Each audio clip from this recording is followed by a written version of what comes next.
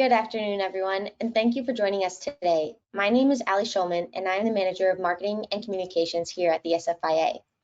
I'm excited to welcome you all to today's webinar, a 2020 Holiday Shopping Outlook. Some of you may know Neil Schwartz from past SFIA webinars and events. Neil, the president of TGP Insights and managing partner of SBRnet, has more than 2 decades of marketing and consumer research experience in the sports, fitness, and active lifestyle categories. He is an expert in retail and e-commerce trends and has spent his career in the sports and fitness data industry. Today, we also have Mark Sullivan joining us.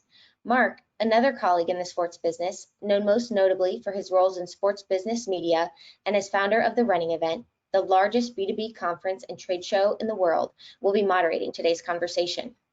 Neil has conducted various analyses on sales data throughout the pandemic, and today we will take a close look at how it has affected holiday shopping trends in the sports and fitness markets. While the pandemic is the ultimate in black swan events, Neil will take a look at some of the larger or overarching macro trends facing most consumers and look at the impact they are having on various generations and demographic groups. With that, we're going to get things started. Remember, we will be doing a live Q&A following their presentation. There's a question bar on your screen where you can submit questions to us all throughout the presentation, and Neil and perhaps Mark will answer them once they are finished. Also, just as a reminder, the webinar will be recorded. So if you wish to access the presentation and its slides after the webinar, you will be able to do so through our website.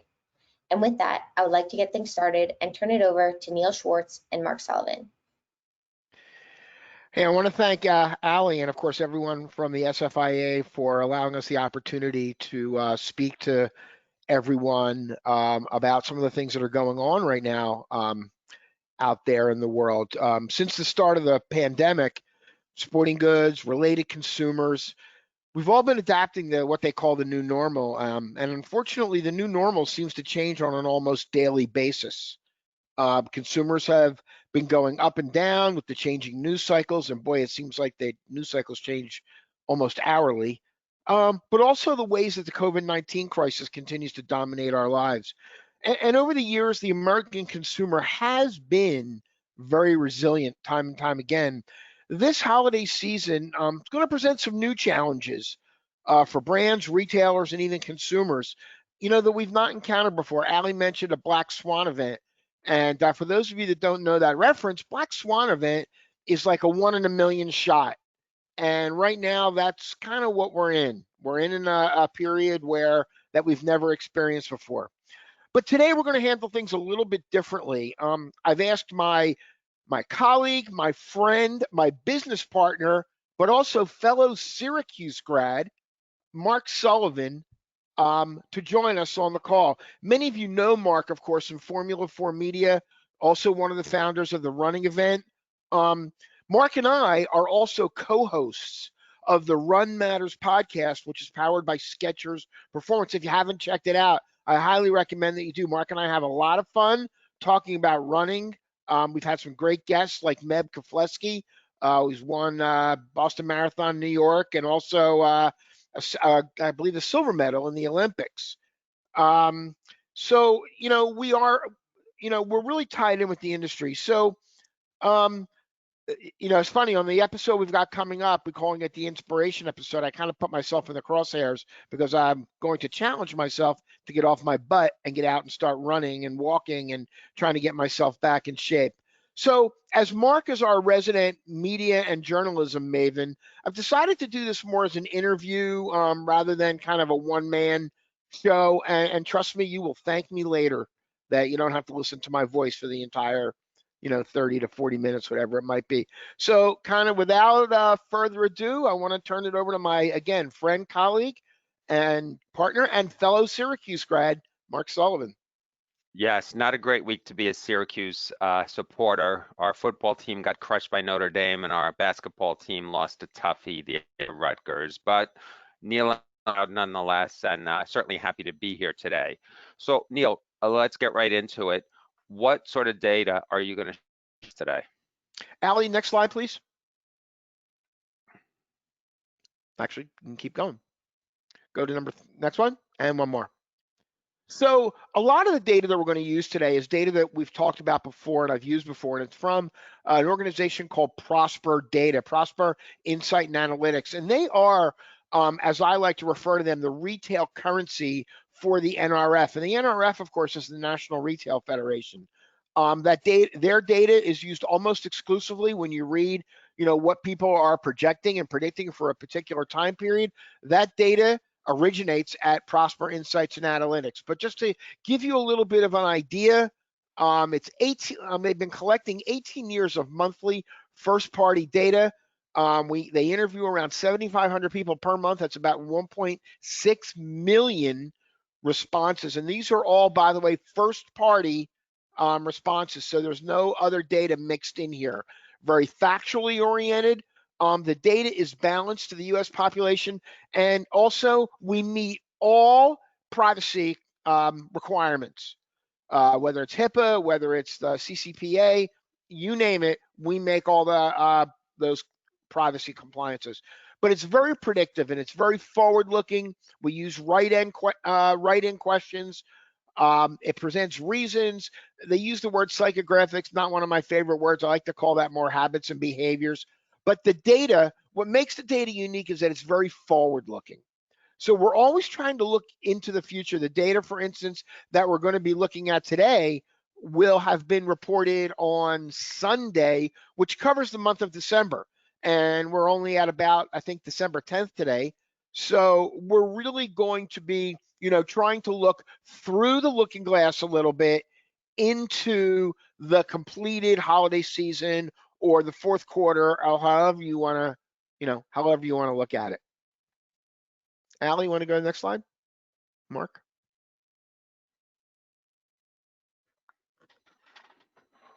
So consumer confidence, you were explaining consumer confidence a little bit and its impact on shopping. Can you elaborate on that for our attendees today? Yeah, there's a lot of factors that go into why people do what they do.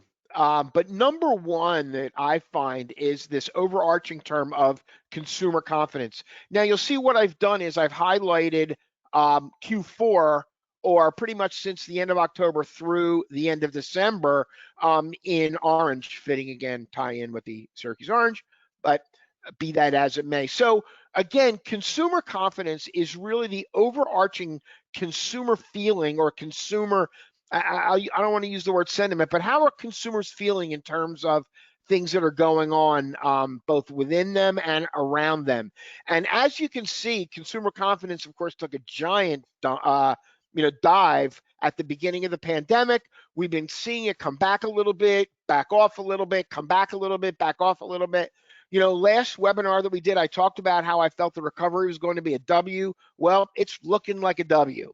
And so from that standpoint, what we're seeing right now in consumer confidence has been kind of a flattening out in the month of December after it had shown a little bit of growth coming out of December and then, of course, into October. Next slide, Al. So Neil, this is where you elaborate on the difference between the sporting goods, the active lifestyle consumer, and consumer population in general, correct? Yeah, correct. As you can see, the sporting goods consumer is represented by the orange line, and then the regular or average consumer, I hate to use the word average, but the average consumer, adults 18 years and older. So we're looking at really the larger part of the adult population. And as you can see, the orange line typically runs above the general population. And my analysis and interpretation is that sporting goods buyers or people that are in that category are generally more optimistic. So they feel more confident about things. They feel more confident about the economy. They just feel more confident in general. What's interesting also is that if you look in that shaded section, again, the spread between the average consumer and the sporting goods consumer has actually increased. So again, while consumers or of sporting goods and people that participate in a number of these activities are more, in fact, enthusiastic, take a look at the tail end of that chart. And you can see that as we move through the holidays, they become a little less enthusiastic, a little less optimistic, feeling a little less confident about things. So we're really, in a lot of ways, we're looking at these up and down cycles, and it's really difficult right now in a lot of ways to get a true handle on what's going on. Allie? The second variable that I like to bring in, there's this mix. It's a formula. I look at consumer spending through this eye of looking at consumer confidence, consumer sentiment, which leads to consumer spending. So this is what we call our consumer mood or consumer sentiment index. And backing up what I talked about on the previous slide, what do we see? Again, in orange, sporting goods spenders, as I call them, or consumers, typically have and are feeling more confident about the sentiment. Now, sentiment is kind of an interesting thing because it really covers a lot of different areas. It covers, how do I feel about my home life? How do I feel about my work life? How do I feel about my family? How do I feel about my health? How do I feel about my paycheck? How do I feel about all the things that are going on around me or that are part of my life? And to me, sentiment drives a big part of consumer spending. So you would think that with consumers' confidence up and looking pretty good among sporting goods customers, and sentiment looking pretty good and better than the general population with sporting good customers, that we'd be looking at a pretty good situation. Next slide, Al. Unfortunately, what we're seeing is the exact opposite. We're seeing that the black swan event, that 1 in a million thing that happened to us, the worldwide pandemic, has literally flipped consumer spending on sports equipment and sporting goods really on its ear. And in fact, as we go through I'm sorry, Mark, go ahead. I was going to say, can you elaborate on this? Like, which color, the blue here, represents the sporting goods consumer? And you're right, it's an exact opposite of sort of what I was expecting it to be. And you're going to talk about why that is? Well, I was expecting something different also, Mark. And, and the reason is that what we're seeing is a variety of components. Number one, we're seeing certain categories that are in fact doing well and certain categories that are not doing well. And again, we're looking at participation also being a huge factor in this particular situation. What do I mean? As anyone that's ever listened to me do a presentation knows that I firmly believe that all spending in sports really starts with participation. If people don't play, if they don't participate, they don't need to spend. Where are we seeing the growth right now? And Mark and I talk about this, by the way, on our Run Matters podcast. We're seeing growth in the running category. We're seeing growth in the walking categories. We're seeing growth in other fitness categories. But what we're seeing is that it doesn't cost as much to participate in those sports and activities as it does some other sports. Football, for instance, volleyball, lacrosse, all team sports, of course, that I've mentioned. So you're really seeing, you've got to be real careful about the way that you look at data right now and the way people are projecting data, in the market, because there is a lot of, I'm calling them half truths. There's no lying going on. I want to make that perfectly clear. But I think a lot of people are trying to look for the silver lining really anywhere they can find it right now. And so sometimes they're talking about more people, or they're talking about more dollars. It's very important to make sure that you understand, are we talking about people or are we talking about dollars? And in this case, we're talking about spending intentions on sporting goods by sporting goods consumers are below the general market spending average, or the spending intention average, which is a flip from what you would expect you would see. Allie? Next slide.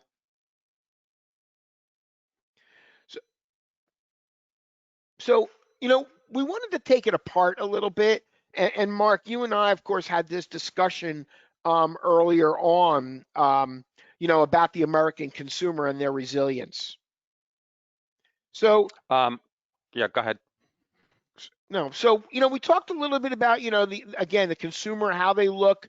So let's look at what I'm going to call, we're going to bookend this. We're going to look at younger Gen Z consumers, but then we're going to travel up a little bit up the timeline, and we're going to go to the Gen Ys, or, we're going to kind of go up from the Gen Zs, millennials, and then the Ys.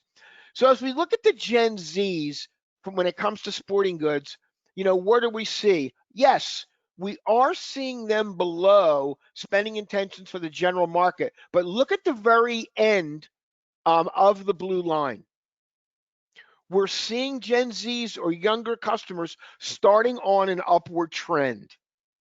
So that means that they are through, in a lot of ways, kind of some of the negative sentiment issues that have been, bothering them, a number of issues, and they seem to be moving in a much more positive direction, albeit still below the market average. So again, looking at your specific activity, your specific sport, your specific, even your website, are you geared towards younger consumers, or are you geared more towards an older consumer?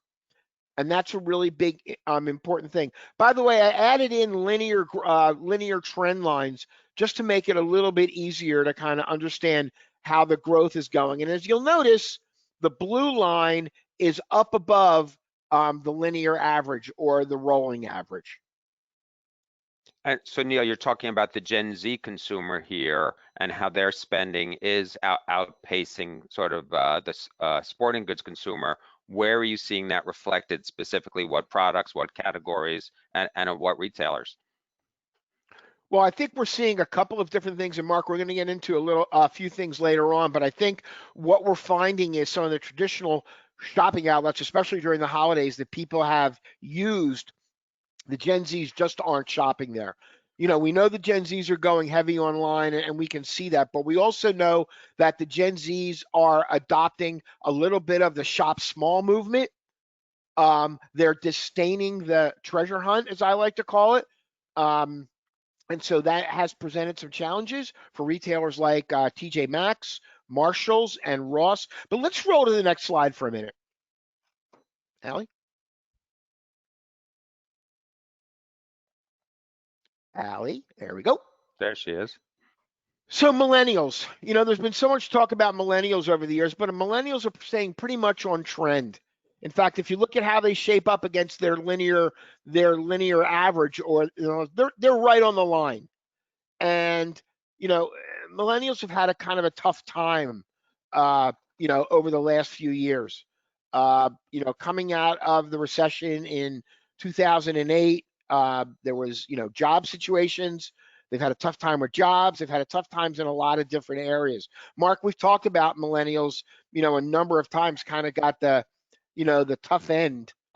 Two ends of the bad stick. As you pointed out, 2008, 2009, they got hurt in the job market. Here we are 10 years later, just as they're coming into what should be sort of their power earning years, their building of equity, and a global pandemic hits them. So, and again, I'm surprised these numbers, honestly, I'm surprised these numbers are not worse based on your graph here. Yeah, there's two things to look at. Number one is the trend. Are they moving upwards or downwards? But also the gap. So is that gap deepening between the average consumer and, in this case, the millennial consumer for sports equipment, sporting goods? The answer is yes. Next slide. But we look at our older consumers, and I know some of my friends that are Gen Y out there probably saying, Neil's calling me an older consumer. I'm going to get him back someday. Well, I'm just using it as an example of, what we're seeing. What we're really seeing, Mark, is a bookend. So we see that huge gap starting in March between the average consumer and, of course, their spending habits and their spending expectations. But what do we see? As we look at the end of the line, in the blue line, we again start to see it turn around a little bit. Where's this going? We're starting to see, golf numbers are picking up incredibly well. Tennis numbers are picking up incredibly well. These are sports that are really participated in amongst Gen Y, a little bit older consumers. So that gap between the spending increases but the trend at the top end does in fact look better. So Neil, you made a reference earlier to calling this the holiday of half-truths. What exactly do you mean by that, and how is that reflected in some of the data you're showing today? Now let's go to the next slide.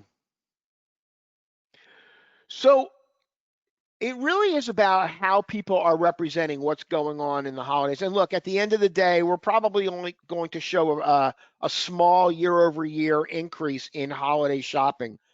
There is a lot of optimism, of course, about online shopping. And, people have to remember, this is one of what I like to call half-truths. Yes, online shopping has in fact increased, but it has not made up, and we're going to show that later on, for what has been lost in brick and mortar. And in fact, Mark mentioned to me that he thought the loss out of brick and mortar would be even worse, but we're going to talk a little bit about that. But number one is that 64% of adults 18 years and older plan to spend the same or less over the next 90 days. So that moves them through the holidays and then into that January period where also shopping tends to be a little bit more elevated post-holiday. Sales are big. People want to get out there and take advantage of it. There's going to be some situations this year that are going to make it more difficult for people to take advantage. Number one, of course, going into stores. People don't want to go on the treasure hunt. And number two, we're going to talk anecdotally about this, but Mark and I experienced the same situation where retailers are starting to tell us that they are running low on inventory and having a problem getting a lot of what they need. But the bottom line is 64% of adults are going to spend the same or less this year over the next 90 days, which covers, of course, the holiday season. Allie? And I mentioned too the physical store versus e-commerce on a year-over-year basis. And the half truth that I talked about is that while the number of people, of course, that different in the physical stores versus online, also the amount. People typically spend more in a physical store than they do online. Why? Because you can make multiple online trips or online, shopping experiences very easy. But this year, we're seeing just such a big drop off year over year in physical stores. We are seeing a big pickup online, but it's just not making up for the difference. And this, by the way, is people, not dollars. So, Yeah, Mark? and Neil, this supports, first of all, this data, basically the fact that you spend more in brick and mortar versus online per transaction supports every bit of data I've seen for 10 years. Now, also anecdotally, I think a retail channel where I spend a ton of time is the Run Specialty channel. And when the Run Specialty guys were locked down earlier this year, they started to open and do by appointment. And in fact, it's almost like a concierge shopping experience. And a lot of those stores, even though they're open now, have continued to do appointment. What they tell me with the by appointment shopping, conversion rates are through the roof, 99%. Face it, you're not going to book an appointment just to browse. And also average transaction is up 20-25%. So that also, I think, ties in with your data, and certainly it ties in with what we've been hearing from talking to particularly specialty retailers. There's a lot of confusion, Mark, around right now the way people are reporting their numbers. Some retailers, as an example, with buy online, pick up in store, or some like to just call it by the acronym BOPIS, so people are placing their order online, but they're picking it up at the retail store. Some retailers are crediting that revenue to the brick and mortar store. Others are crediting it to their online business. So it really right now becomes a little confusing about what's going on out there in aggregate. Until we kind of get a handle on kind of uniform reporting, I think it's going to be a little bit like that, for a little bit at a time. Hey, Allie, next slide. We just took a look at the year over year, but look at the month over month. The trends are changing a little bit. We're seeing a little bit more happening in physical stores. So people are getting out a little bit. We're still seeing heavy usage of online, But what surprised me was really the month-over-month change. In fact, there isn't any in use of mobile and smartphones. So while a lot of people are out there touting the growth of mobile and smartphone e-commerce, we're not seeing it really go as fast as maybe we're seeing right now from a desktop. And Mark, we talked about how this could be because of the older Gen X consumers that we talked about earlier. Yeah, no, I think again that makes perfect sense. Where the older consumer very comfortable shopping on a laptop, a desktop, the younger consumer much more accustomed and comfortable to shopping on their phones. Allie, next slide. One of the things that we've also found out is that the shop small movement appears to be gaining some strength, gaining ground with consumers this holiday season. And recently, Mark and I on the Run Matters podcast, we interviewed Justin Craig, and he owns a running specialty store in Detroit. Run Detroit is the name, and we talked about it with him, and he said that we are really seeing more new customers come into their specialty running store than he ever has. And what we're hearing is consumers want to avoid bigger crowds. They want to avoid going on the treasure hunt. Right now, they want to go in, they want to get what they want, and they want to get out. So we're really seeing an increase, and this has really helped. Again, this small business movement. We've seen an awful lot of people on the Small Business Saturday. And, while they've narrowed it down to one day, this is more of a longer term trend that I think will benefit a number of specialty retailers. Mark, I know you talk to a lot of running specialty retailers in general. Yeah, no, absolutely. So yeah, I think, Small Business Saturday is now, I don't want to say 365 days a year, but it is, I think it's much more prevalent. I think the shop small movement is legit. It's real. Certainly we heard that from our conversation with Justin Craig from Run Detroit. Also, great story in the Wall Street Journal yesterday, written by one of their retail writers who talked about sort of her personal commitment to herself for this year was she was going to shop specialty versus big box.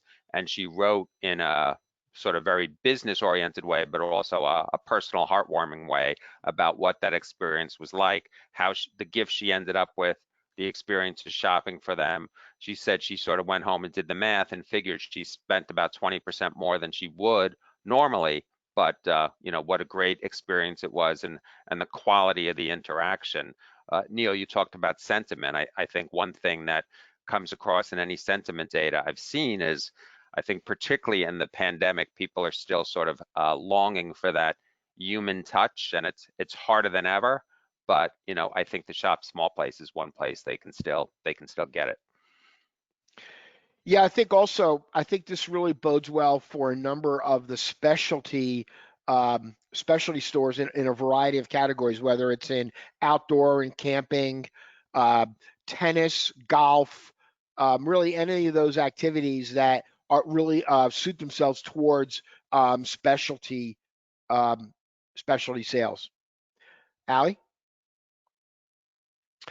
We took a look also where people are shopping, and really it's been kind of a mixed bag. I will say if you look towards the bottom of this chart, you will see that stores like Dunham, Bass Pro, even Academy, although, we're seeing a little bit of a drop off in Q4 as compared to what Academy reported in the previous quarter. But what we're not seeing big gains coming out of Dick's Sporting Goods or even Walmart. Amazon, of course, is gobbling up, a lot of that market share. But again, we're seeing Target grab some share. But again, we're seeing some of the smaller retailers. And while Dunham's is fairly large, I think they have over 125 stores in the Midwest. I would consider them in a lot of ways more of a specialty type of sports retailer. Obviously, Bass Pro is a specialty retailer. I wish we had some information on this, for instance, on REI. REI just opened up a store about 3 miles from my home. I live in Boca Raton, Florida. You wouldn't think that an outdoor store in Boca Raton, I went down there.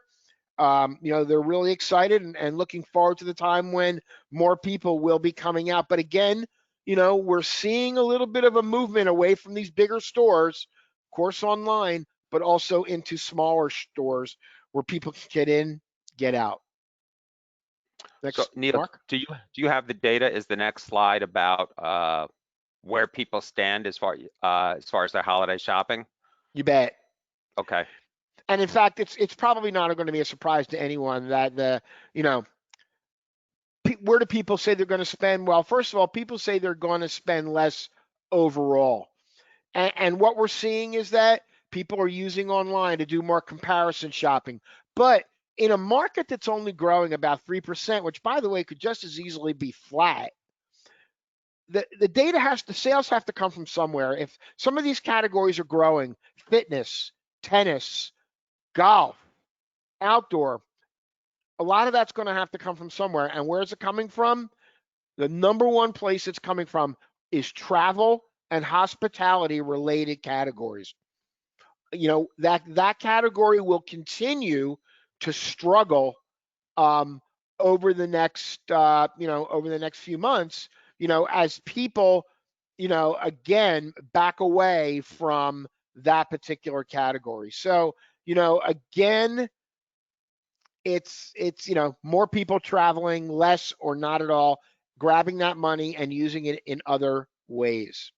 I hate to say it, it's a little bit of that zero-sum game going on. Next. So, I wanted to get involved a little bit in the whole Cyber Monday, Black Friday, Cyber Week, the whole thing. I know, it's been a little bit confusing. But what do we show? We show that now Cyber Monday and Black Friday are literally neck and neck in terms of the number of people that are utilizing those particular days in order to begin their holiday shopping period. Of course, if you combine both Friday and Saturday, you're looking at almost 50% of holiday shoppers out there in those first 2 days. But 25% on Cyber Monday is just a big jump. Last year it was around 20%. So again, Cyber Monday, and one of the things we're seeing is that it's not just Cyber Monday anymore, it's Cyber Week. And again, really adding a lot to, the holiday shopping experience. So Neil, I know a lot of the stores this week were very clear and very aggressive in saying, hey, we're not having Black Friday. Black Friday is going to start November 1st or November 15th. And they've been running Black Friday sales in brick and mortar throughout the month and continue to do it. Do you have any data on how that's coming across and how it's translating to retail sales? Well, actually, I forgot. I did drop a slide out. There was a slide that we did mark that fewer people this year have done their shopping Right, than that's years the one I past. was looking for. Yeah. Yeah, I think I dropped that slide out, but there's a lot less people that have actually completed the largest part of their consumer shopping. Of course, I can't find it when I need it. But so, what's interesting is that people are really looking to try to find a better deal right now. Allie, can you go to the next slide? So maybe, I don't know if you want to talk about it now or talk about it later, but you and I are convinced a better deal is not coming for a Right. number of reasons. Yeah, we took a look at, how many people have shopped, what's going on. Mark and I have done a little bit of what I like to call retail reconnaissance on top of looking at the numbers. And if people are waiting for a better deal, they might get shut out.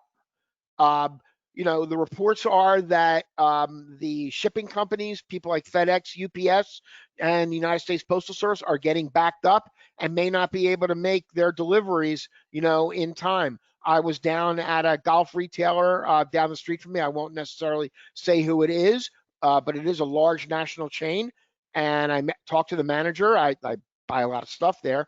And he was telling me, I asked, hey, are there going to be some of the same promotions this year that they had last year? I'm always good for buying something around the holidays. And he said, good luck. He said, I can't even get the inventory that I need, just to kind of meet the general consumer demand. So if you think that we're going to be able to offer, any of these special promotions, it's just not going to happen.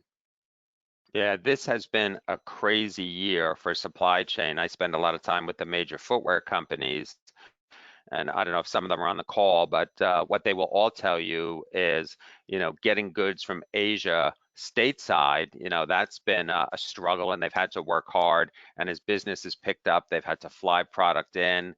So, that process, getting it from the factory to the DC has been a struggle. And now getting it from the DC to the stores. I mean, look, if it's there, it's there. But Santa's not coming. Santa's not bringing in those big shipments, and even for online orders, I think it's a wing and a prayer.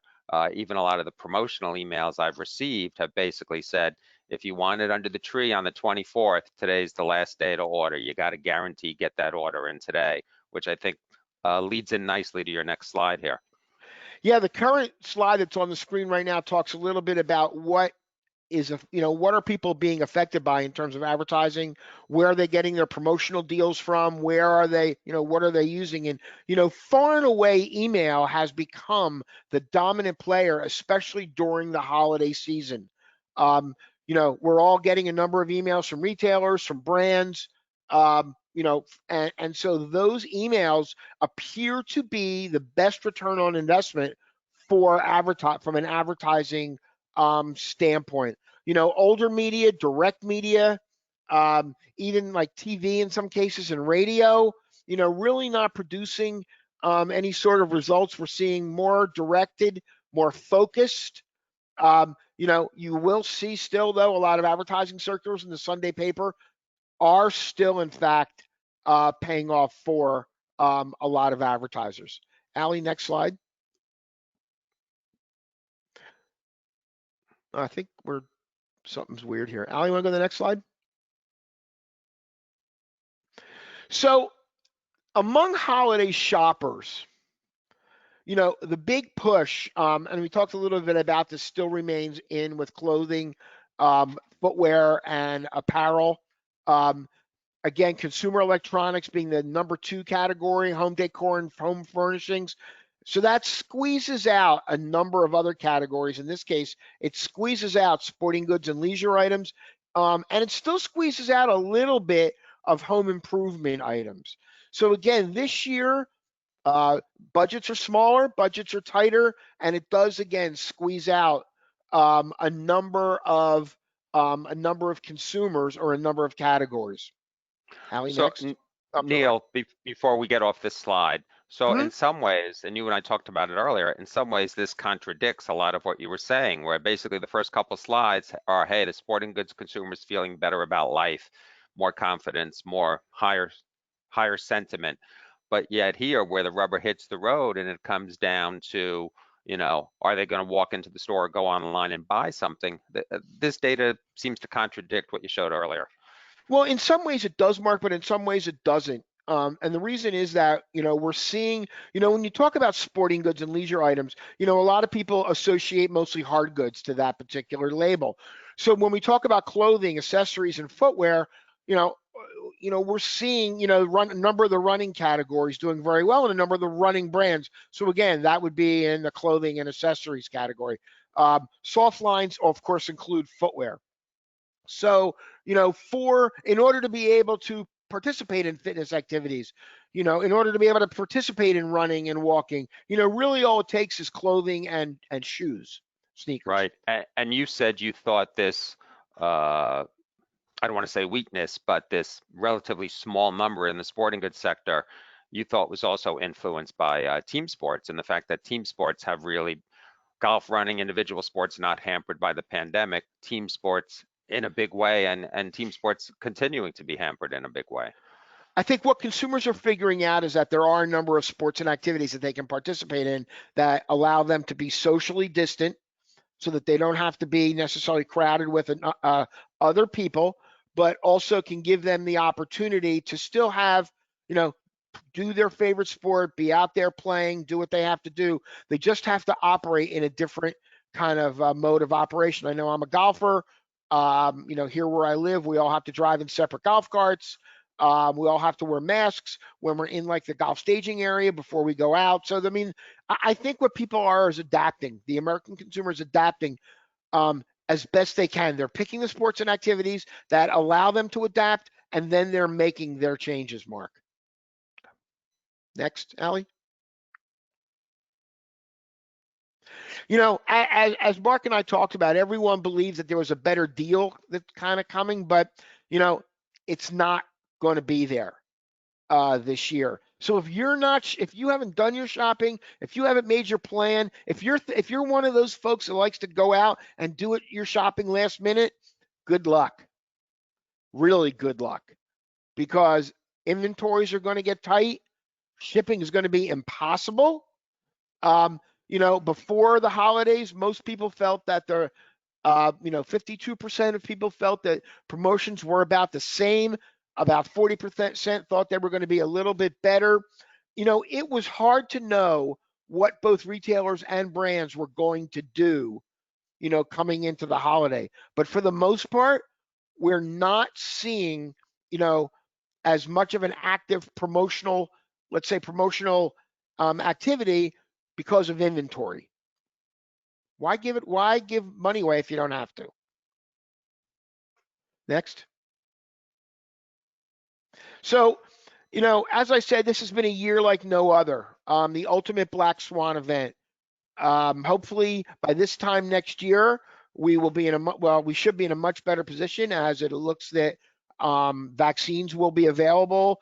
Consumers will be able to get back out there. It's just going to be very interesting to see if they do get back out there. You know, will they adopt a lot of these new habits? Will they, you know, continue to utilize e-commerce more? Will they utilize buy online, pick up in store? Will they utilize other methods of omni-channel shopping? Will they continue to go to specialty retailers, or will people go back to their old ways? I don't think necessarily that they will go back to their old ways, as I think people are starting to kind of get comfortable in the new normal. Hey, I want to thank everybody for tuning in. I want to thank Allie again, the SFIA. Of course, I want to thank my friend, colleague, partner, co-host of the Run Matters podcast, Mark Sullivan. So Neil, I don't think you plugged the podcast enough. You know, maybe you should give the address. All right, go run. You can check out the Run Matters podcast on all your favorite podcast platforms. Good New job. episode coming up next week. Drops next week. Thank you so much, Neil and Mark. We did have a couple questions come in, so we have a little bit of time. Our first question: do you really attribute the growth in sports like tennis and golf to Gen Y and not the pandemic paving the way for those two sports to be two activities on a very short list of safe activities in the pandemic? Is growth in these categories sustainable? I think the answer is, and I know everybody would love for an or answer, but I think it's more of an and answer. I think that number one is that the Gen Y consumer, one, has the money to participate in some of these activities. Tennis and golf tend to be a little bit more expensive, especially golf. So they have found that they can do this in a socially distanced environment, and they are taking advantage of that. I do think, though, however, that, you know, as far as participating in fitness and related activities, you know what? Everyone can walk. Everyone can run. Although physically, I wouldn't say everybody can run, but the thinking is that everybody can get out there and do something. Yeah, I'm going to take a stab at that one too. Certainly, I think the pandemic has fueled the resurgence in golf and tennis, and I think Neil hit it on the head. The question is, and running to a lesser extent as well. The fact that people can't go to the gyms, can't go to their yoga classes or their Pilates classes, and they've laced it up and gone out and run and walked. I think the question heading into 2021 is, will these consumers stick with it? And if they stick with it, how will they behave as consumers? Newcomers to running and walking, will they behave like traditional runners, entering races, shopping run specialty, et cetera, et cetera? And the people who've picked up the golf clubs or pulled them out of the closet this year, will they continue to stick with it heading into next year? And outdoor activity certainly falls into that category as well. I think those have been the three big winners this year from the pandemic. And I think the million or billion-dollar question is, how will that reflect in 2021 business?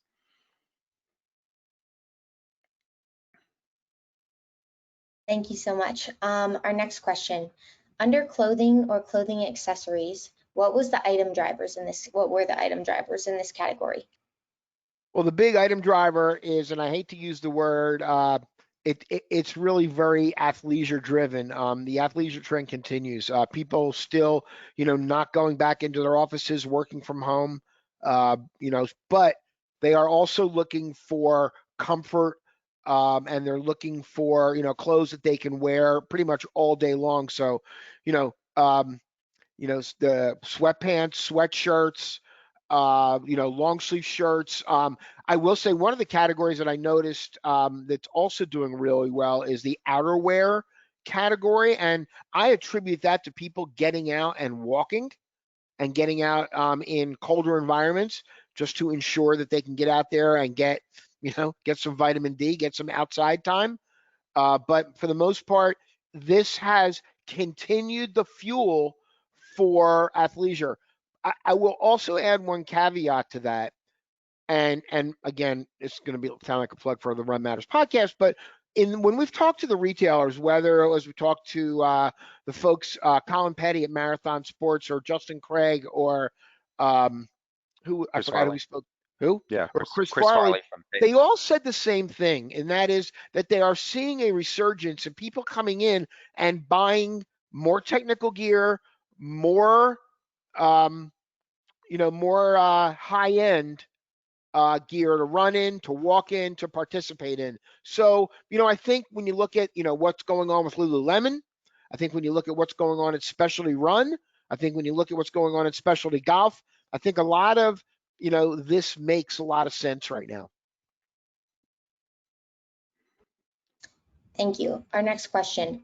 With the decrease in spending this holiday season, do you see consumers, particularly consumers 18 to 35, buying more online to be able to take advantage of BNPL, buy now, pay later, with financial technology providers like Sezzle? Yeah, the buy now, pay later thing, I really don't have a lot of data on that. We have there is some, I just don't have enough really to talk about, but Mark wants to talk Yeah, about it, I see. I'll jump in. In full disclosure, I've actually done some consulting for one of the leading companies, and that's Afterpay. And I have to say, for a guy like me, and I hate to say of my age, the buy now, pay later thing made very little sense. But I've gotten to know these guys and know their business model, and it's fascinating.